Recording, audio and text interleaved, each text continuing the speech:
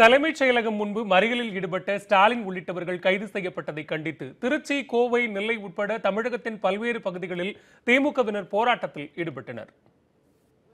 அதிமுக எம்எல்ஏக்களிடம் பேரம் பேசப்பட்டதாக வெளியான வீடியோ குறித்து சட்டப்பேரவையில் தொடர் அமளியில் ஈடுபட்ட திமுகவினர் வெளியேற்றப்பட்டனர்.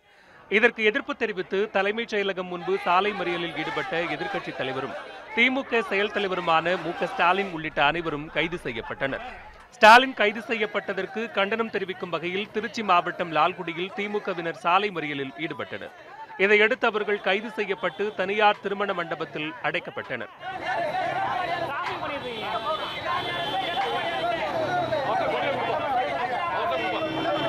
இதேபோன்று கோவை கிராஸ்கட் வீதி, சுந்தரபுரம் உள்ளிட்ட பகுதிகளில் திமுகவினர் 100க்கும் மேற்பட்டோர் மறியலில் ஈடுபட்டனர். அப்போது தமிழக அரசுக்கு எதிராக அவர்கள் முழக்கங்களை எழுப்பினர். பின்னர் அவர்கள் அனைவரும் கைது செய்யப்பட்டனர்.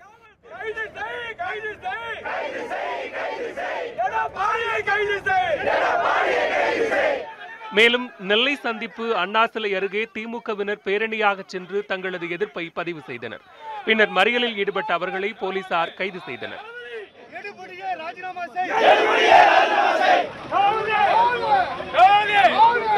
சட்டமன்ற உறுப்பினர்களே சுயமாக வாக்குமூலம் கொடுத்ததுக்கு பின்னால் இந்த ஆட்சி நீடித்துக் கொண்டிருக்கின்றது.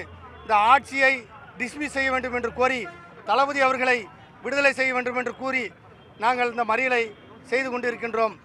இதனிடையே வேலூர் மாவட்டம் திருப்பத்தூரில் திமுகவினர் சாலை மறியலில் ஈடுபட்டதுடன் சபாநாயகர் தனபாலுக்கு எதிராக முழக்கங்களை எழுப்பி கொடும்பாவி எரித்தனர்.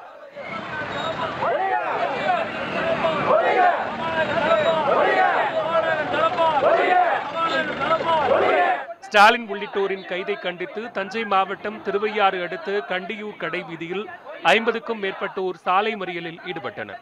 இதனால் அங்கு அரை மணி நேரத்திற்கும் மேலாக போக்குவரத்து பாதிக்கப்பட்டது.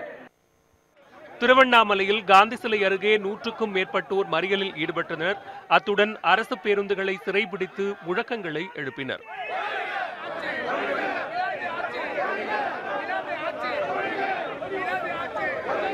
இதேபோன்று ஸ்டாலின் கைது செய்யப்பட்டதை கண்டித்து கடலூர், கும்பகோணம், கரூர், நாகை உட்பட தமிழகத்தின் பல்வேறு பகுதிகளிலும் திமுகவினர் சாலை மறியலில் ஈடுபட்டனர்.